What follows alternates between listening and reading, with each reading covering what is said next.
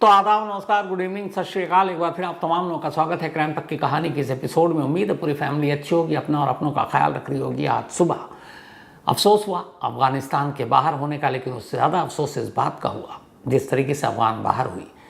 मुझे लगा कि कम से कम एक फाइटिंग स्कोर होना चाहिए, मुकाबला होना चाहिए। नज़दीकी हार जीत तो गेम का हिस्सा है, हर एक खेल में होता है। लेकिन जिस तरीके से अफगानिस्तान अपने लोएस्ट टोटल 56 पे भी टारगेट दिया, ऑल आउट हो गई, तो बड़ा अफसोस हुआ। वन साइडेड मैच हो गया। साउथ अफ्रीका एक विकेट से ही जीत गई, मतलब एक ही विकेट गिरा उनका।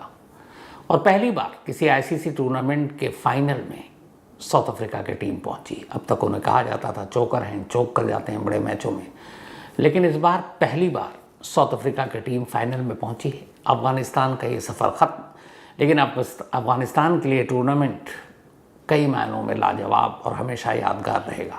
पहली बार अफगान की टीम टॉप 4 में पहुंची, पहली बार वो सुपर 8 में भी पहुंची, फिर सेमीफाइनल में पहुंची। ऑस्ट्रेलिया, न्यूजीलैंड जैसी टीमों को हराया तो खाली हाथ नहीं जा रही है। अफगानिस्तान की टीम ने दुनिया को दिखाया कि वो आने वाले वक्त की एक मजबूत टीम होगी। लेकिन अफसोसनाक तरीके से उनका सफ़र आज यहीं ख़त्म हुआ। अब साउथ अफ्रीका के सामने कौन, आज देर रात तक इसका खुलासा हो जाएगा। इंग्लैंड और इंडिया के बीच मैच, बादल और बारिश मंडरा रहे हैं, लेकिन खबर ये भी है कि शायद मौसम थोड़ा साफ भी हो रहा है। तो देखिए, करीब 250 मिनट यानी 4 घंटा 10 मिनट एक्स्ट्रा टाइम दिया गया है गुयाना में।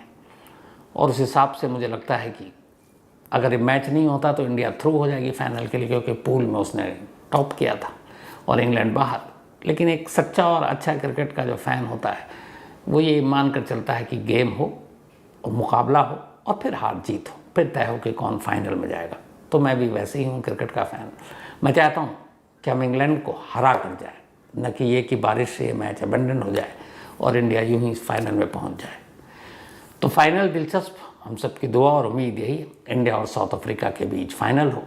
और साउथ अफ्रीका का जो पुराना इतिहास है चोक करने का बड़े मैचों में, सेमीफाइनल में नहीं हुआ तो हो सकता है फाइनल में हो जाए। और रोहित शर्मा मुझे लगता है लास्ट T20 वर्ल्ड कप है उनका एज ए कैप्टन, तो एक तोहफा तो बनता है। 50 ओवर में हम फाइनल में हार गए थे ऑस्ट्रेलिया से, अब T20 है, तो उम्मीद है कि जाते जाते T20 से विदा होते होते कम से कम कोहली और रोहित के लिए ये कप एक तोहफा बनता है। अब आते हैं आज की कहानी के ऊपर। कहानी हरियाणा के जो यमुनानगर इलाके की है। यमुनानगर में एक परिवार रहा करता था, 3 लोगों का एक परिवार। इस परिवार में एक माँ, एक बेटा और एक बेटी। माँ का नाम मीना, जिनकी उम्र करीब 50 साल। उनका एक बेटा जिसकी उम्र करीब 27 साल, नाम राहुल। और एक बेटी काजल, जिसकी उम्र करीब 29 साल। ये तीनों रहा करते थे। काजल और राहुल के पिता की मौत हो चुकी थी, तो वो माँ के साथ रहते। काजल एक मोबाइल शॉप में काम किया करती थी सेल्स गर्ल के तौर पर, और राहुल अपना कोई बिजनेस किया करता था। सब कुछ ठीक चल रहा था। संडे की बात है, 23 जून, करीब शाम के 4 बजे थे। काजल किसी काम से बाहर जाती है और फिर उसके मोबाइल पर एक मैसेज आता है माँ का कि आते वक्त घर जूस के 2 पैकेट ले आना। वो जूस खरीदती है और घर में दाखिल होती है, लेकिन जैसे ही दरवाज़ा खोलकर अंदर दाखिल होती है उसकी चीख निकल पड़ती है। सामने उसकी माँ की लाश पड़ी थी। सर पे किसी चीज़ से गहरा वार किया गया था, थोड़ा सा खून बह रहा था। और वो निढाल, वो बदआवाज़ भागती है भाई को चिल्लाते हुए, राहुल राहुल। दूसरे कमरे की तरफ जाती है, चीख और बढ़ जाती है। दूसरे कमरे में भाई राहुल की लाश थी। राहुल और मीना, इन दोनों की जो लाशें थी लगभग एक जैसी। दोनों के सिर पर किसी गहरे चीज़ से वार किया गया, दोनों के गले को फिर घोंटा गया, गले पर निशान। अब काजल ये 2 लाशों को घर के अंदर देखते हुए, बदहवास चीखते हुए, चिल्लाते हुए घर के बाहर कदम रखती है। शोर सुनकर तमाम पड़ोसी आ जाते हैं। वो कुछ बताने की हालत में नहीं होती है, लेकिन फिर लोग अंदर दाखिल होते हैं, देखते हैं कि घर में काजल की माँ और भाई की लाश पड़ी है। उन्हीं में से कोई फ़ौरन पुलिस को फ़ोन करता है।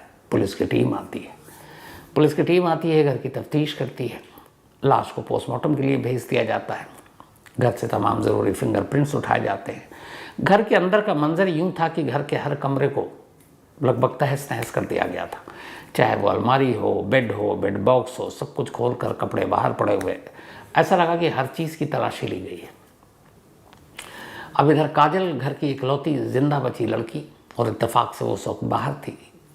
अब वही आगे की कहानी बता सकती थी। पुलिस ने थोड़ा इंतज़ार किया उसके नॉर्मल होने का। इसके बाद अब पुलिस उससे पूछताछ करती है कि आज के दिन क्या हुआ बताओ। तो बताती है कि मैं सुबह करीब 10 बजे घर से निकली थी और मैं ब्यूटी पार्लर गई, फिर वापस लौट रही थी। 2 बजे के आसपास माँ ने मुझे एक मैसेज भेजा कि जूस के 2 पैकेट ले आना। मैंने वो जूस का पैकेट लिया और उसके बाद घर आई। घर आने के बाद ये दोनों लाशें पड़ी थी। अब पुलिस ने फिर घर से भाई और माँ दोनों के मोबाइल भी लिए। मोबाइल में देखा कि हाँ 2 बजकर कुछ मिनट पर माँ ने यानी मीना ने अपनी बेटी को मैसेज किया है कि जूस लेते आना। अब पुलिस अपनी तफ्तीश आगे बढ़ाती है, आस पड़ोस के लोगों से पूछती है, रिश्तेदारों से पूछती है। नेक्स्ट डे अब पुलिस की पूरी टीम उस घर के इर्द गिर्द की सारे कैमरों को खंगालने का फैसला करती है। इत्तेफाक से एक अच्छी खुशखबरी आती है कि इस घर में भी एक सीसीटीवी कैमरा है। अब पुलिस उस कैमरे के में झांकने की कोशिश करती है, लेकिन हैरत अंगेज तौर पर पुलिस देखती है कि ये कैमरा 23 जून यानी संडे को सुबह 6 बजे से पहले तो काम कर रहा था। उसके सारे विजुअल रिकॉर्ड है हार्ड डिस्क पे। लेकिन 23 जून जिस दिन ये कत्ल हुआ उस दिन सुबह 6 बजे से ये कैमरा ख़राब नहीं है, बल्कि सीसीटीवी कैमरे को किसी ने स्विच को ऑफ कर दिया है। अब ये बात बड़ी अजीब कि जिस दिन ये इंसिडेंट हुआ, एक घर में डबल मर्डर हुआ, उसी दिन एक सीसीटीवी कैमरे को कोई बंद कर देता है। तो बंद कौन करेगा? आमतौर पर अभी तक पुलिस यही मानकर चल रही है कि इस घर में लूटपाट हुई है, क्योंकि सारे चीज़ें, फिर बाद में पता चला गहने कैश सब गायब हैं। काजल ने घर में बताया कि उसकी माँ के इतने गहने थे। लेकिन अब लुटेरा आएगा और उसे ये कैसे पता कि किस जगह पर सीसीटीवी कैमरे का स्विच है, कहाँ ऑन ऑफ करना है। तो पुलिस, और दूसरी बात उसी दिन 6 बजे, तो पुलिस को बड़ा अजीब लगा कि ये क्या मामला है। पहली बार शक हुआ कि इसके अंदर कोई जानकार हो सकता है। अब पुलिसिया काम तो वैसे ही होता है, शक पे शक करो। अब उस घर के अंदर 3 लोग, एक ही जिंदा बची, तो पहला शक उसी पे करेगी पुलिस। पुलिस ने कहा चलो काजल से पूछताछ करते हैं। काजल से फिर से पूछा। उसने फिर से कहा कि मैं सुबह 10 बजे के करीब निकल गई थी।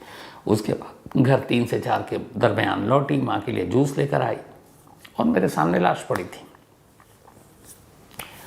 अब पुलिस ने मोबाइल चेक किया, सब कुछ चेक किया, तो वाकई सारी बातें सही थी। अब तफ्तीश आगे बढ़ रही है, कातिल का कोई सुराग नहीं मिल रहा है।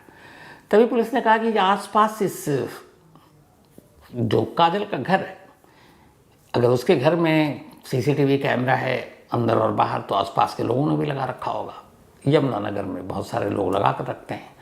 तो पुलिस की टीम अब घर घर चेक करने लगी कि किस घर के में सीसीटीवी कैमरे हैं। अब काजल का कैमरा बंद है, बाकी किसी खुले कैमरे से पुलिस उम्मीद से देख रही है कि वहाँ से कुछ मिले। आखिरकार थोड़ी मशक्क़त के बाद पुलिस को कामयाबी मिली। दूर एक घर में एक सीसीटीवी कैमरा मिला। उस कैमरे का जो एंगल था वो बहुत सही था। वो कैमरा उस रास्ते की तरफ दिखा रहा था जिस रास्ते में काजल का घर था। अब किसी को भी आने के लिए, काजल के घर जाने के लिए उसी रास्ते से गुजरना था, और उस कैमरे का फोकस वहीं तक था, बल्कि काजल के घर से दूर तक था। तस्वीरें बेहद साफ नहीं, लेकिन धुंधली पता चल सकती थी कि उस तरफ कौन जा रहा, कितने लोग आए, कौन गया। अब पुलिस ने उस कैमरे को खंगालने का फैसला किया, कैमरे का फुटेज देखना शुरू किया। कई घंटों की मशक्क़त के बाद, क्योंकि पुलिस कैमरे की जो टाइमिंग देख रही थी वो देख रही थी दोपहर 3 से 4 या 2 से 4 के दरमियान, क्योंकि काजल उसी वक्त घर आई और इसका मतलब है कि उसी वक्त ये सब कुछ हुआ है। तो पुलिस ने 2 बजे से देखना शुरू किया, 1 बजे से देखना शुरू किया, 12 बजे से देखना शुरू किया। वो वापस चलती चल रही है, कोई फ़ायदा नहीं, कोई जानकारी नहीं, कोई काजल के घर में आता जाता दिख नहीं रहा। धीरे धीरे वो टाइम पीछे करती जा रही। और आखिरकार सुबह करीब 7 बजे अब पुलिस कैमरे पर देख रही है। सुबह के 7 बजे, संडे 23 जून 7 बजे का जब कैमरा दिखा तो अचानक दिखा कि एक शख्स नॉर्मल जा रहा है। तब तक पुलिस को शक नहीं हुआ, लेकिन थोड़ी देर के बाद अचानक पुलिस ने देखा कि वो लड़का काजल के घर के अंदर दाखिल होता है। अब जब काजल के घर के अंदर दाखिल हुआ तो भी यह था कि कोई आया होगा, मिलने के लिए चला गया। अब पुलिस ने उसके बाद उस पर नज़र रखनी शुरू की, आगे का फुटेज देखने लगी। आगे का फुटेज देखा तो देखा कि करीब आधे घंटे के बाद वो लड़का हाथ में कुछ सामान लिए काजल के घर से बाहर निकल रहा है और फिर वो कैमरे से बाहर निकल जाता है। थोड़ी देर के बाद उस लड़के के जाने के करीब आधे घंटे के बाद अब काजल घर से बाहर निकलते हुए दिखाई देती है। दोनों साथ नहीं गए, अलग अलग, लेकिन काजल निकली। अब काजल के जाने के बाद पुलिस ने उसके बाद से लेकर अगले 3 बजे तक, दोपहर 4 बजे तक सारे CCTV फुटेज खंगाल डाले। काजल की वापसी कहीं हुई नहीं। काजल वही सुबह करीब 8-9 के दरमियान घर से निकली और वापसी फिर उसकी होती है वही 3 से 4 के दरमियान। इस दौरान में ना वो आई और इस दौरान में ना कोई दूसरा उस घर के अंदर दाखिल होता है। अब ये 2 तस्वीरें गवाही दे रही थी कि सारी कहानी काजल और उस अनजान शख्स के बीच में ही छुपी है और उन्हीं से पता चलेगा। अब पुलिस काजल से फिर से पूछताछ करती है, कहती है बताएं आप घर से कब निकली थी? वो कहती है कि 10 बजे। आप कब आई थी? उसने कहा 3 बजे। अब इसके बाद पुलिस उसे CCTV कैमरा निकाल कर दिखाती है, कहती है आप सुबह निकली थी 8 से 9 के दरमियान और आपसे पहले एक लड़का दाखिल हुआ था और उस लड़के के निकलने के फ़ौरन बाद आप निकली थी आधे घंटे के अंदर अंदर। तो ये कौन है? पहले तो काजल ने सब कुछ मना कि मुझे नहीं मालूम क्या कैसे, और कह रही है। अच्छा, इस दौरान में 2 दिन बीत चुके हैं। तभी जब काजल से पूछताछ चल रही है, एक पुलिस वाला आता और कहता है कि सर वो पोस्टमार्टम रिपोर्ट शुरुआती आ गई। अब पुलिस पोस्टमार्टम रिपोर्ट जब देखती है तो उसमें एक बड़ी इंपॉर्टेंट लाइन थी। उसमें लिखा हुआ था टाइम ऑफ डेथ। मीना और राहुल के मरने का जो वक्त था पोस्टमार्टम रिपोर्ट में, वो दिखा रहा था सुबह करीब 8 से 10 बजे के दरमियान, जबकि काजल का बयान था कि वो निकली घर से, उसके बाद माँ ने उसको मैसेज किया, वो मैसेज 2 बजे के बाद का है। तो इसका मतलब है कि कत्ल 3 से 4 के दरमियान हुआ होगा या 2 से 3 के दरमियान हुआ होगा। लेकिन पोस्टमार्टम रिपोर्ट 6-7 घंटे पहले मौत का वक्त बता रही है। अब पुलिस ने उन दोनों जो मैसेज मोबाइल था उसके टावर को भी खंगालना शुरू किया।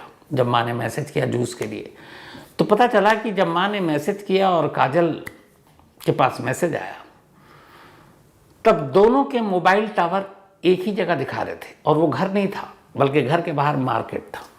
यानी जब ये मैसेज किया गया तो माँ का फ़ोन भी काजल के ही पास था। तो क्या काजल ने अपनी माँ के फ़ोन से खुद अपने आप को मैसेज किया? मौत का वक्त, एक लोकेशन, CCTV कैमरा घर का बंद होना, ये सारी चीज़ें अब सीधे काजल को शक के घेरे में खड़ा कर रही थी। अब पुलिस ने सख्ती से पूछताछ की और फिर काजल के पास कोई जवाब नहीं था। काजल ने कहानी सुनाई, उस कहानी के साथ ही एक और कैरेक्टर आया और उसका नाम था क्रिश, और पुलिस क्रिश साहब को भी ले आई पकड़ कर। फिर क्रिश को जब लाया गया उसके बाद इन दोनों से पूछताछ शुरू हुई, तो फिर इन दोनों ने पूरी कहानी सुनाई। कहानी बेचैन करने वाली कहानी, वही जिसमें मैं बार बार कहता हूँ कि कोई रिश्ता बचा नहीं है। ये पूरी कहानी का सार ये था कि काजल अपनी माँ और भाई के साथ रहा करती थी।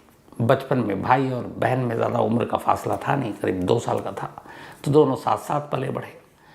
बेटे से घर वालों को प्यार था तो बेटी को भी वो बेटे की तरह ही कपड़े पहनाते, उसे भी लड़के की तरह रखते, बाल छोटे छोटे रखते। धीरे धीरे इसी माहौल में काजल पली बढ़ी।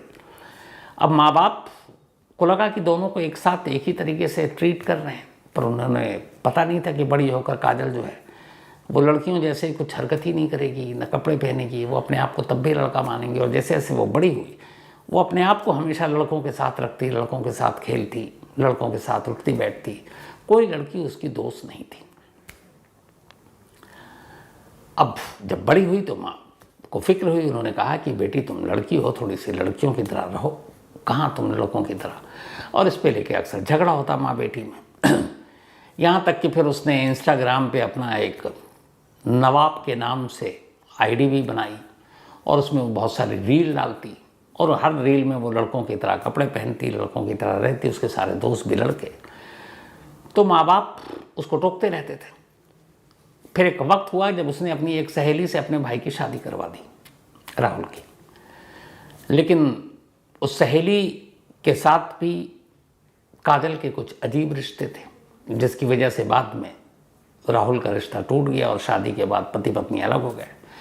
फिर एक दूसरी लड़की से राहुल की शादी हुई, यानी कि काजल के भाई की। उसे भी घर का ये माहौल अजीब लगा, वो भी चली गई राहुल को छोड़कर। अब इन सारी चीज़ों के लिए राहुल और उसकी माँ काजल को जिम्मेदार ठहराने लगे। काजल इन चीज़ों को लेके परेशान, यहाँ तक कि फिर काजल उसी घर में रहती, लेकिन फर्स्ट फ्लोर पर वो अपने एक अलग कमरे में शिफ्ट हो गई। एक ही छत के नीचे रहते तीनों, लेकिन बातचीत नहीं होती। धीरे धीरे वक्त बीता। अब काजल को लगा कि ये माँ और भाई मेरी ज़िंदगी में बहुत बड़े रोड़े हैं, ये मुझे मेरी तरह से ज़िंदगी जीने से रोक रहे हैं, तो इनका कुछ करना चाहिए। और फिर इस हद तक पागल हो गई कि उसे लगा कि इन दोनों को मार देना चाहिए। काजल ने ठान लिया कि वो अपने माँ और भाई को मारेगी, लेकिन अकेले उसके बस की बात थी नहीं। तो उसने कहा क्या करूँ। तभी उसे याद आया कि उसकी फैमिली में उसकी मौसी, उसके ममेरे भाई, इन सब के बीच में प्रॉपर्टी को लेकर झगड़ा है। उसने कहा इस झगड़े का फ़ायदा उठाते हैं। उसके मामा के 2 बेटे थे, एक का नाम है ईशांत और एक का नाम है क्रिश। प्रॉपर्टी कुछ थी पुश्तैनी, जो काजल की माँ और इन लोगों के बीच में विवाद या कब की वजह थी। तो अब धीरे धीरे काजल ने दोस्ती की अपने ममेरे भाइयों से, यानी कि ईशांत और क्रिश। फिर एक रोज़ उसने ईशांत से कहा कि देखो मैं बहुत कर्जे में डूब गई हूँ और मुझे 2 कत्ल करने हैं। अगर तुम मेरे कत्ल में मदद करोगे तो मैं तुमको 50,000 रुपये भी दूंगी, और साथ में जो मेरी माँ तुम लोगों को तुम्हारे प्रॉपर्टी का हिस्सा नहीं दे रही है, वो मैं तुमको तुम्हारा वो मकान सब दे दूंगी। ईशांत पहले तो तैयार हो गया, लेकिन फिर वो घबरा गया। उसने कहा नहीं, मुझसे ये कत्ल। जब उसको बताया कि कत्ल किसका करना, पहले उसने पूछा, तो काजल ने कहा कि मेरी मम्मी और मेरे भाई। ये सुनकर ईशांत घबरा गया। उसने कहा नहीं, मैं ये कत्ल नहीं कर सकता। अब सारी चीज़ें उसे पता थी। तो उसने कहा एक काम करो, तुम किसी और से करा लो, मैं नहीं करूँगा। अब काजल को लगा क्या करूँ। तो उसने उसके दूसरे भाई, छोटे भाई क्रिश को पकड़ा और क्रिश को कहा कि देखो ईशान ने तो मना कर दिया, मैं तुम्हें पैसे दूंगी 50,000, साथ में तुम्हें एक मकान तुम्हारे नाम कर दूंगी, तुम मदद कर दो। क्रिश को भी अपनी मामी से बदला लेना था, प्रॉपर्टी को लेकर झगड़ा था। वो तैयार हो गया और इसी के बाद 23 जून की सुबह घर पहुंचता है। वहाँ उस वक्त उसका भाई शेव कर रहा था किसी अलग जगह पर। अंदर क्रिश को बुलाती है और माँ के कमरे में जाती है। वहाँ एक किसी वजनी चीज़ से सर पे मारती है और फिर मोबाइल के चार्जर से उसका गला घोंट देती है। जब ये कर रही होती तभी शोर सुनकर अचानक राहुल वहाँ आ जाता है। राहुल को देखती है, दोनों उसको काबू में करते हैं, उसके सर पर मारते हैं, फिर मोबाइल चार्जर से उसका भी गला घोंट देते हैं और इसके बाद वहाँ से क्रिश निकल जाता है। थोड़ी देर वो वहीं रहती है काजल, फिर आधे घंटे बाद वो भी घर से निकलती है कपड़े वपड़े बदल कर। और अब उसे लगता है क्या करूँ, कहाँ जाऊँ। इधर उधर मार्केट में घूमती है। जाने से पहले वो घर के माँ के सारे जेवर निकाल लेती है और उस जेवर को अपनी स्कूटी के डिग्गी में डाल देती है ताकि पुलिस को ये लगे कि सब चोरी हो गया। अब देखिए, माँ और भाई का कत्ल करने के बाद अगले कई घंटों तक वो क्या करती है, वो घर से निकलती है, मार्केट में यूं ही बेवजह घूम रही है। फिर लगता है कि अभी टाइम पास करना है, लोगों को मतलब मैं घर से बाहर ज़्यादा देर रहूँ तभी पहुँचूँ, तभी कहानी गढ़ूँ। तब टाइम पास कैसे हो। इधर उधर घूमते घूमते आखिर में वो फिर एक ब्यूटी पार्लर में पहुंच जाती है। 2 कत्ल करके घर से आई है, उसके बाद वो ब्यूटी पार्लर में जाती है, अपने बाल स्ट्रेट कराती है। ब्यूटी पार्लर में अच्छा खासा वक्त जब बीत जाता है तो फिर इधर उधर घूमते घामते, माँ का मोबाइल साथ में था, फिर वो माँ के मोबाइल से ख़ुद को एक मैसेज करती है, आते वक्त 2 जूस ले आना ताकि उसमें टाइमिंग हो कि इस वक्त तक वो ज़िंदा है। और फिर वो जूस लेती है। जूस लेने के बाद 3 बजे के आसपास घर में दाखिल होती है और उसके बाद प्लानिंग के हिसाब से फिर वो शोर मचाती है। पुलिस को कॉल किया जाता है, पुलिस आती है, लेकिन एक बंद सीसीटीवी कैमरे ने, क्योंकि घर के अंदर अगर लूटपाट कोई होगा तो अचानक कोई इस तरह से कैमरा बंद नहीं करता, और बंद कैमरे ने पुलिस को पहला क्लू दिया था और एक दूसरे खुले कैमरे ने फिर दूसरा क्लू दिया। और इस तरीके से अब काजल, क्रिश इन दोनों को पहले गिरफ्तार किया गया और फिर बाद में ईशांत को भी गिरफ्तार किया गया। हालांकि कत्ल के वक्त ईशांत घर पर नहीं था, न इस कत्ल में वो शामिल था, लेकिन इस कत्ल की साजिश के बारे में उसे पूरी जानकारी थी। यहाँ तक कि कत्ल के बाद कृष ने ईशांत को बताया भी था फ़ोन पे कि हमने उन दोनों को मार डाला है। तो कायदे से अगर आप साजिश में शामिल हैं तो फिर आप जुर्म में बराबर के शरीक हैं, आपके ऊपर भी वही सारी सेक्शन धाराएं लगेंगी। इसलिए कि अगर आपको साजिश मालूम थी, आप अगर ये पहले पुलिस को बता देते या फिर राहुल और उसकी माँ को ही बता देते तो 2 जिंदगियां बच जाती। तो बेशक आपके हाथ में खंजर ना हो, लेकिन वो खंजर चलने वाला इसकी जानकारी आपको थी, इसलिए आप बराबर के गुनहगार हैं। इसलिए पुलिस अब काजल, कृष और राहुल तीनों को गिरफ्तार कर चुकी है। तीनों की पुलिस कस्टडी के बाद अब इन्हें जुडिशियल कस्टडी में जेल भेज दिया गया है।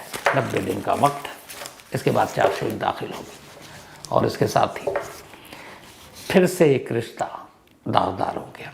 एक बेटी जिसने अपने भाई को मारा, एक बेटी जिसने अपनी माँ को मारा और एक कज़न जिसने अपनी मामी और अपने कज़न ममेरे भाई को मारा। सिर्फ लालच और वो सारी चीज़ें यही ले गई। अब न जायदाद में उसको हिस्सा मिलेगा, ना उसको हिस्से मिलेगा, और दूसरा वो जेल में लड़कियों के कपड़े पहने या लड़कों के, किसी को फ़र्क नहीं पड़ेगा। तो ये थी आज की कहानी ख़त्म करूं उससे पहले वही अपना सिलसिला। आज सुनीता शर्मा जी, इनका जन्मदिन है, तो हैप्पी बर्थडे सुनीता जी, और आप हमेशा अच्छी रहें, यही हमारी दुआ है। और ये भेजा है उत्कर्ष शर्मा ने, जिनकी मम्मी हैं Sunita ji, and thank you so much इस प्यार के लिए। चेतन राम जाखड़, इनका भी आज बर्थडे है, हैप्पी बर्थडे चेतन राम भाई, और ये बाड़मेर से हैं। साथ ही किंजल का भी जन्मदिन है, तो हैप्पी बर्थडे किंजल, और ये भेजा है महेश चौधरी ने। इसके अलावा अमित केरकेट्टा, इनका भी आज जन्मदिन है। अमित केरकेट्टा, अच्छा नाम है। ये भेजा है मुकेश केरकेट्टा साहब ने, गुमला झारखंड से। इसके अलावा श्रुति झा और सुशांत कुमार जी, इन दोनों की आज मैरिज एनिवर्सरी है। तो श्रुति जी और सुशांत जी, आप दोनों को बहुत बहुत मुबारक, बधाई। इन दोनों की बड़ी अच्छी लव स्टोरी है। करीब 12 साल तक दोनों पहले एक दूसरे के दोस्त रहे, जानते थे। फिर 12 साल बाद दोनों को लगा कि ये दोनों एक दूसरे के लिए बने। फिर इन दोनों ने एक शादी की और ये बताने की कोशिश की कि रिश्ता एक पति पत्नी का कितना खूबसूरत होता है और कैसे लंबा चलता है। तो श्रुति जी और सुशांत जी, बहुत बहुत मुबारक, बधाई। आप दोनों की जोड़ी हमेशा सलामत रहे। इसके अलावा अब एक भाई ने सवाल पूछा, नाम ही भूल गया मैं, कि क्या हाईकोर्ट जो फैसला सुनाती है वो उसका असर पूरे देश में होता है। तो एक्चुअली जो हाईकोर्ट का फैसला होता है वो ज्यूरिसडिक्शन जो होता है वो उसी स्टेट के तहत होता है, तो उसी के लिए होता है। लेकिन कई बार हाईकोर्ट का कोई फैसला एक नज़ीर बनता है, दूसरे स्टेट भी उस कोर्ट का हवाला देते हैं। इसके अलावा Mangi Lal Chauhan, thank you so much. Amit Meena, बहुत बहुत बधाई अमित साहब। दिल्ली पुलिस 30 जून को ये ज्वाइन कर रहे हैं, तो ऑल द बेस्ट आपके करियर के लिए। खूब आप अच्छा काम करें, नाम करें, और किसी दिन आपसे ज़रूर मुलाकात होगी। तो अमित साहब ऑल द बेस्ट। और ये भेजा है मारुति ठाकुर ने। साथ ही सलमान शरीफ एक कहानी की फरमाइश की है। इसके अलावा Ashraf Lakhani, thank you so much. सदा अब्दुल्ला, इन्होंने भी एक कहानी की फरमाइश की। तो कहानी में आज इतना ही। अब आपसे मुलाकात होगी कल रात 9 बजे किसी नई कहानी के साथ। तब तक अपना और अपनों का ख्याल रखिएगा। Thank you very much.